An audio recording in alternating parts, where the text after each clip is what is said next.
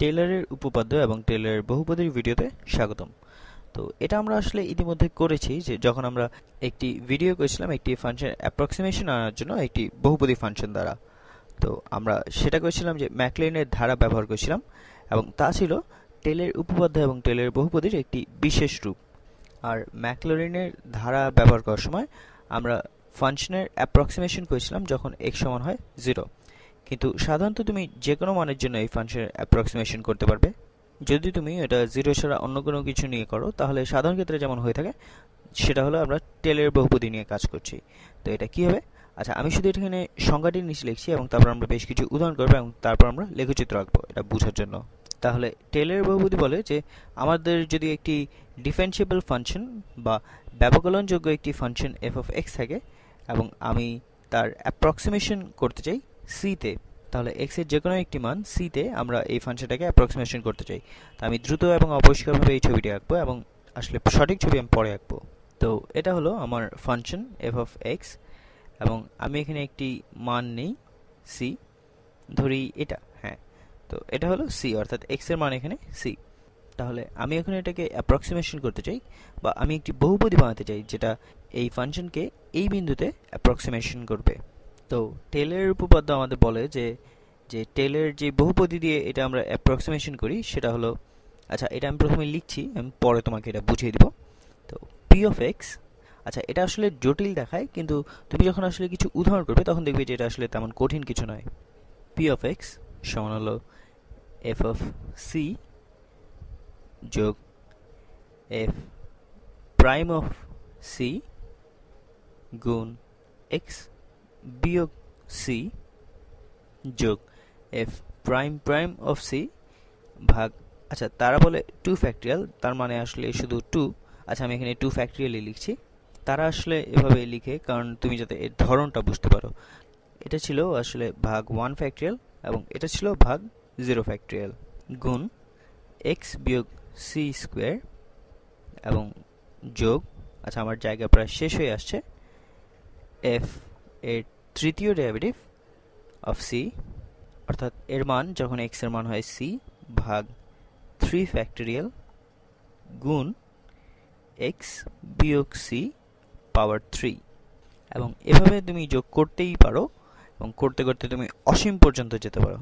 কিন্তু আমি তোমাকে এখানে একটি জিনিস বোঝানোর জন্য, আচ্ছা আমি তোকে দেখাচ্ছি এটা শুধু বোঝানোর জন্য যে তারপর তুমি যোগ এই ফাংশনের চতুর্থ ডেরিভেটিভ নিতে পারো c তে এবং তারপর ভাগ 4 ফ্যাক্টরিয়াল গুণ x বিয়োগ c পাওয়ার 4।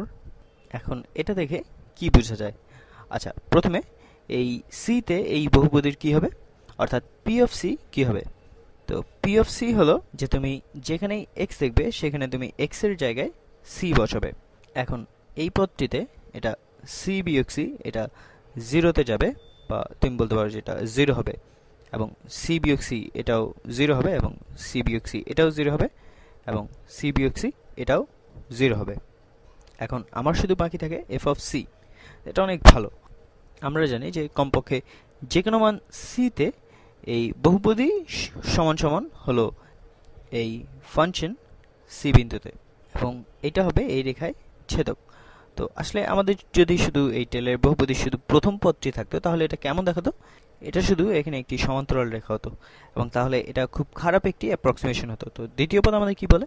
আচ্ছা আমরা জানি যে আমরা যদি এই সবগুলিকে c তে নির্ণয় করি তাহলে এই সবগুলো বাদ যাবে। তাহলে এদের কাজটা আসলে কি? তো দ্বিতীয় পদটি আসলে নিশ্চিত করে যে এই বহুপদীর ডেরিভেটিভ যখন আমরা নিব c তে, তো এটা সমান যাতে এই ফাংশনের ডেরিভেটিভ হয় c তে। তাহলে আমি কি বুঝালাম? আচ্ছা p প্রাইম অফ x কি হবে?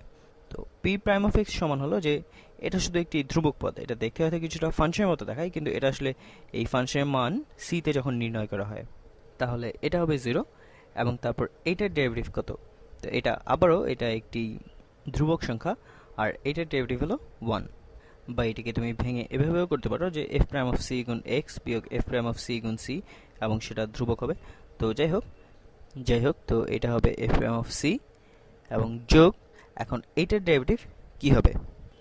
2 ভাগ 2 ফ্যাক্টরিয়াল, তো অর্থাৎ এটাকে তুমি এভাবে বলতে পারো যে 2 ভাগ 2, তো এটা হবে 1। তাহলে f prime prime of c গুণ x বিয়োগ c এবং তারপর যোগ 3/3 অর্থাৎ 3/6, তো এটা হবে 1/2। তো f prime prime prime of c ভাগ 2 এবং গুণ x বিয়োগ c স্কোয়ার। আচ্ছা, তোমাকে এটা নিয়ে চিন্তা করতে হবে না তো। এবং তারপর আমরা এভাবে যেতে পারি যদি আমরা যেতে চাই, কিন্তু আমি তোমাকে শুধু দেখাতে চাই, একটা জিনিস দেখাতে চাই, সেটা হলো যে p প্রাইম অফ c কি হবে। তো এটা হলো এই বহুপদীর ডেরিভেটিভ। তো কি হবে যখন তুমি এটাকে c তে নির্ণয় করবে। এখন যখন তুমি এই ফাংশনের ডেরিভেটিভে এখানে c বসাবে, তখন এই অন্য সবগুলো পদ বাদ হয়ে যাবে, শুধু আমাদের এইটা থাকে যে f প্রাইম অফ c। কারণ এই x বিয়োগ c, এখানে তুমি যদি এখানে c বসাও তাহলে এই সবগুলো এখানে বাদ চলে যায়। তো এই ফাংশনের ডেরিভেটিভ যখন তুমি c তে নির্ণয় করবে তাহলে এটা সমান হবে f প্রাইম অফ c। এখন তাহলে যতদূর তুমি দেখতে পারো, এই টেইলরের বহুপদীর একটি স্পষ্ট ব্যাপার হলো যে এটা এই ফাংশনের সমান হয় যখন এই ফাংশনে তুমি c বসাবে, এবং এর প্রথম ডেরিভেটিভ ও সমান হয় এই ফাংশনের সাথে যখন এখানে c বসাই, এবং এর দ্বিতীয় ডেরিভেটিভও সমান হয় এই ফাংশনের সাথে যখন এখানে আমি c বসাই। এবং তুমি যে প্রতিটা পদ এখানে যোগ করো এই টেইলরের বহুপদীতে, তো এটা আসলে এটাকে এই ফাংশনের তততম ডেরিভেটিভের সাথে সমান করে। তো আমি আশা করছি যে আমি তোমাদের বিভ্রান্ত করিনি। সবচেয়ে বড় কথা হলো যে এই ব্যাপারটির পিছনের কথা, যেটা আমার মনে হয় যে টেইলর এটা নিয়ে হয়তো চিন্তা করেছিল যে যদি এই ফাংশনটা অসীম পর্যন্ত ডেরাইভেবল বা ব্যবকলনযোগ্য হয়, অর্থাৎ আমি প্রথম, দ্বিতীয়, তৃতীয়, চতুর্থ এবং এভাবে অসীম পর্যন্ত এর ডেরিভেটিভ নেওয়া যায়, তাহলে আমার মনে হয় যে এরকম একটি বহুপদী তৈরি করতে পারবো এবং আমি এখানে যোগ করতে থাকবো এখানে অনেক অনেক পদ। তাহলে এই হলো আমাদের বহুপদী। এবং তুমি জানো যে এটা 0তম ডেরিভেটিভ, যেটা হলো আসলে এই আমাদের আসল ফাংশনটি বোঝায়। তো 0তম এবং প্রথম, দ্বিতীয়, তৃতীয়, চতুর্থ এভাবে এই সকল বহুপদীর ডেরিভেটিভ এটা এই ফাংশনের সমান হবে, কমপক্ষে এই বিন্দুর আশেপাশে। এবং আসলে আমরা দেখব যে আমাদের এমন কিছু ফাংশন আছে যেগুলো হলো এই টেইলরের বহুপদীর সাথে পুরোপুরি এক, এই অসীম ধারা পর্যন্ত যে কোনো বিন্দুতে। এবং আমি আসলে এগুলো নিয়ে একটু কথা বলছি যখন আমি প্রমাণ করেছিলাম যে e⁻i পাই এটা হলো সমান সমান -1, তো যেটা আমার কাছে সবচেয়ে চমৎকার একটি ফলাফল ছিল। তো যাই হোক, এবং আমার মনে হয় এটা তোমাকে একটু চিন্তায় ফেলবে। তো তাহলে চলো আমরা একটি বিশেষ উদাহরণ করি, এবং বিশেষ উদাহরণগুলো সবসময় মজার হয়। এবং আমার মনে হয় যে যখন তুমি দেখবে যে আমি এই উদাহরণটি করছি, তখন তুমি বুঝতে পারবে যে এটা আসলে অত কঠিন কিছু নয়। তা আমি এই চতুর্থ পদকে এটা মুছে ফেলছি। তো চলো আমরা এখন অ্যাপ্রক্সিমেশন করি কোসাইন অফ x এর জন্য। তাহলে ধরি যে f অফ x, আচ্ছা আমি অন্য একটি রঙে করি। তো f অফ x সমান হচ্ছে কোসাইন অফ x। এবং এখন আমরা ইচ্ছা মতো একটি সংখ্যা নেই, আমরা এমন কোনো সংখ্যা নিব না যেটা ত্রিগোণমিতিক ফাংশনের সাথে ভালো কাজ করবে। তো চলো তাহলে আমরা নেই যে c সমান হলো 2, না 1 নেই, হ্যাঁ। তাহলে আমাদের কোসাইনের অ্যাপ্রক্সিমেশন করব যখন x এর মান হচ্ছে 1। তাহলে টেইলরের অ্যাপ্রক্সিমেশন বা টেইলরের বহুপদীটা কি হবে, আমরা এটা এমনিতেই করতে পারবো। তো p অফ x, আচ্ছা আমি হলুদ রঙে করি। তো p অফ x সমান হলো f অফ c। তাহলে আমরা ফাংশনের মান নির্ণয় করব যখন এটা হচ্ছে 1। তো কোসাইন অফ 1 যোগ f প্রাইম অফ x। তো f প্রাইম অফ x অর্থাৎ কোসাইন x এর ডেরিভেটিভ কি হবে, এটা হলো নেগেটিভ সাইন x হবে। তাহলে এবং আমরা এখানে এটার মান নির্ণয় করব যখন c সমান হচ্ছে 1। তাহলে এটা হবে নেগেটিভ সাইন অফ 1, তাই না? কারণ c হচ্ছে 1 এবং আমরা এই বিন্দুতেই অ্যাপ্রক্সিমেশনটা করছি, গুণ x বিয়োগ c এবং যোগ এর দ্বিতীয় ডেরিভেটিভ। তো মাইনাস সাইন অফ x এর ডেরিভেটিভ কি হবে, আচ্ছা এটা হবে নেগেটিভ কোসাইন অফ x। তো এখানে আমরা কোসাইন অফ, এবং আমরা এখানে c এর মান যখন 1 হয় সেটা আমরা নির্ণয় করছি। তো এখানে হবে নেগেটিভ কোসাইন অফ 1 ভাগ 2, তাই না? কারণ 2 ফ্যাক্টরিয়াল সমান হচ্ছে 2। তো এখানে শুধু হবে ভাগ 2 গুণ x বিয়োগ 1 স্কোয়ার। ও দুঃখিত, এটাও 1 হবে, তাই না? আমি বলেছিলাম যে c সমান হলো 1, তাই না? তো গুণ x বিয়োগ 1 স্কোয়ার, এবং চলো আমরা করতে থাকি। তো যোগ তৃতীয় ডেরিভেটিভ। তো কোসাইনের তৃতীয় ডেরিভেটিভ কি হবে, এটা হলো নেগেটিভ কোসাইনের ডেরিভেটিভ, তাই না? তো যোগ সাইন এবং এর মান নির্ণয় করছি যখন এটা হবে 1 ভাগ 3 ফ্যাক্টরিয়াল অর্থাৎ 6 গুণ x বিয়োগ 3 পাওয়ার 3 ও দুঃখিত এখানে 3 হবে না, এটা 1 হবে। দুঃখিত, আমার মাথা আসলেই, যাই হোক, তো এটা আবার নতুন করে লিখছি x বিয়োগ 1 পাওয়ার 3। আচ্ছা, আমরা আরেকটি পদ করি, এটা শুধু মজা করার জন্য। তাহলে আমরা চতুর্থ ডেরিভেটিভ নিব। তো এটা হলো এই তৃতীয় ডেরিভেটিভের ডেরিভেটিভ। তাহলে এটা ছিল আমাদের পজিটিভ সাইন x। তাহলে এখানে আমরা যোগ কোসাইন করব এবং এর মান নির্ণয় করব 1 এ এবং এই পুরোটা ভাগ 4 ফ্যাক্টরিয়াল। এখন 4 ফ্যাক্টরিয়াল কি? এটা হলো 3 ফ্যাক্টরিয়াল গুণ 4 অর্থাৎ 24 গুণ x বিয়োগ 1 পাওয়ার 4। এবং তারপর এভাবে আমরা যেতে থাকতে পারি যে আমরা এখন পঞ্চম ডেরিভেটিভ নিব। তো এবং সেটার মান নির্ণয় করব 1 এ এবং ওইটা ভাগ 5 ফ্যাক্টরিয়াল গুণ x বিয়োগ 1 পাওয়ার 5 এবং এভাবে আমরা চাইলে এটা অসীম পর্যন্ত যেতে পারি। তো এখন আমরা দেখি যে এই জিনিসটি দেখতে কেমন দেখায়। যে আমি যা করব তাহলে আমি তোমাকে দেখাবো যে কীভাবে এই বহুপদীর পরিবর্তন হবে যখন আমি এখানে একটি করে নতুন পদ যোগ করব। আমার একটি গ্রাফিং ক্যালকুলেটর আছে, তো আমরা সেটা এখন নেই। এটা আমি পেয়েছি যে my.hrw.com থেকে এবং তাদের আমি ধন্যবাদ দিচ্ছি। তো এটা হলো এই কোসাইন অফ এক্স এর লেখচিত্র। তা আমরা এখানে শুধু প্রথম পদ কোসাইন অফ 1, এটার লেখচিত্রটা কেমন হবে। আচ্ছা, আমি এখানে লিখছি তো কোসাইন অফ 1, হ্যাঁ, এবং এর লেখচিত্রটা এরকম হবে।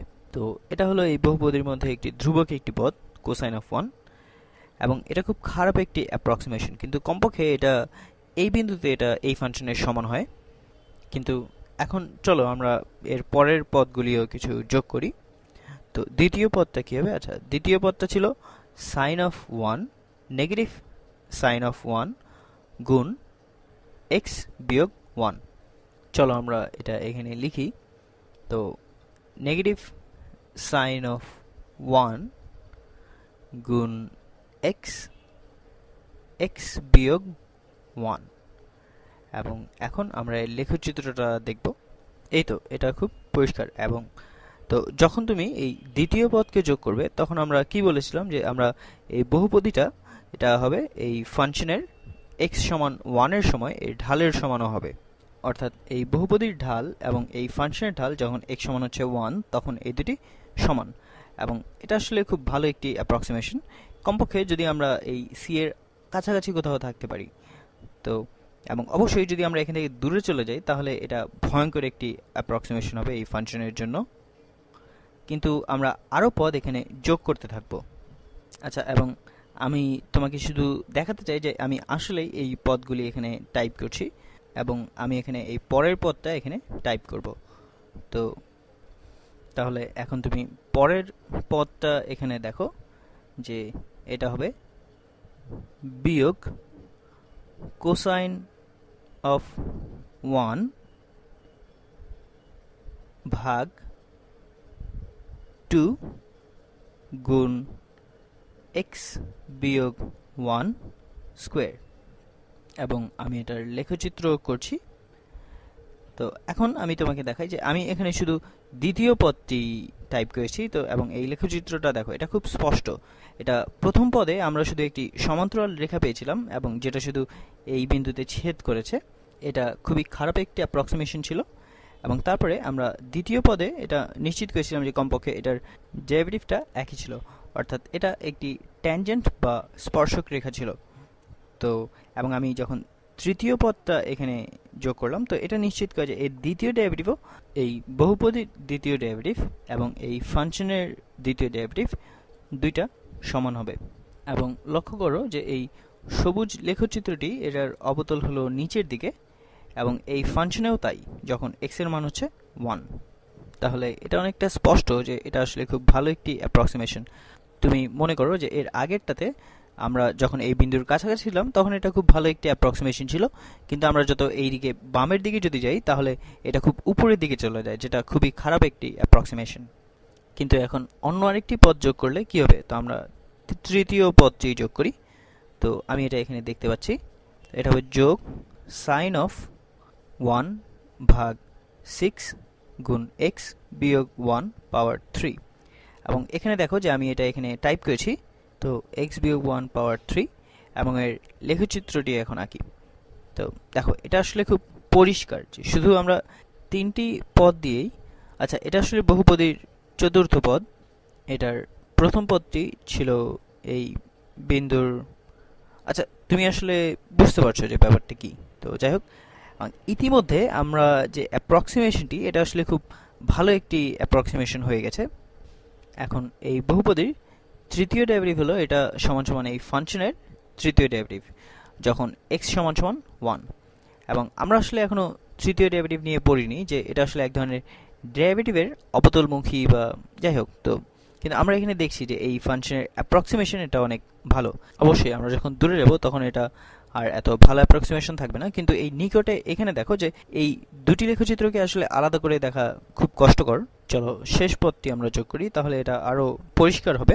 তো শেষ পদটি হলো যোগ কোসাইন অফ 1 ভাগ 24। এবং এখানে লক্ষ্য করো যে এর স্কেলিং ফ্যাক্টর, অর্থাৎ এর প্রভাবটা আস্তে আস্তে কমে আসছে।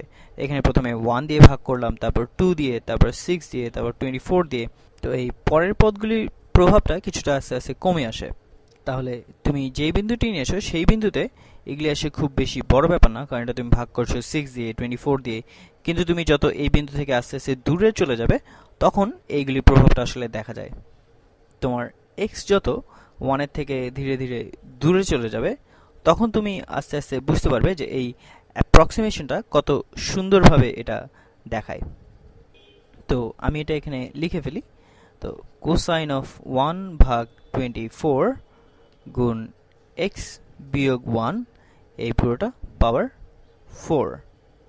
এখন এর লেখচিত্রটা কি, তো এটা আরো বেশি পরিষ্কার। এবং তোমার যদি কিছু অবসর সময় থাকে তাহলে তুমি এটার সাথে আরো কিছু পদ যোগ করে দেখতে পারো। তাহলে এই হলো টেলরের বহুপদী। এবং আমি বুঝতে পারছি যে এটা সম্ভবত আমার সবচেয়ে লম্বা ভিডিও, আমি এখানে 70 মিনিটস পর্যন্ত টেনেছি।